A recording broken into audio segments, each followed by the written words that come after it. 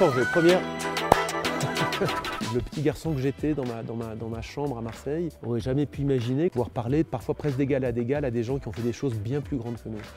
Quand on fait le choix d'essayer un jour d'être champion olympique, d'être un professionnel dans son sport, c'est un choix courageux.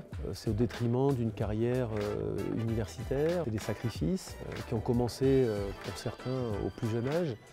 Et en cours de route, on a des écueils, on a des blessures, on a beaucoup de questionnements. Est-ce que je vais être assez rapide? Est-ce que je suis bien entouré? Est-ce que je m'entraîne assez? Est-ce que je m'entraîne trop? Est-ce que je suis dans la bonne structure? Et ça, c'est des choses que tous les athlètes se posent, c'est des questions que tout le monde se pose. Et c'est dur pour l'entraîneur aussi. Il y a beaucoup d'entraîneurs qui sont ici, qui se posent des tas de questions. Finalement, ces étoiles du sport, c'est vraiment le moment où on peut partager ça.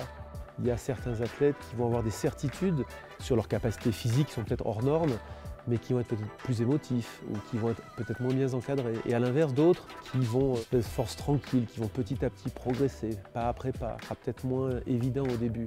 Chacun avance à sa vitesse. De dire à un athlète, voilà, si tu fais ça et tu fais ça, tu seras champion olympique, c'est un mensonge. Ce qui marche pour Pierre ne marchera pas forcément pour Paul.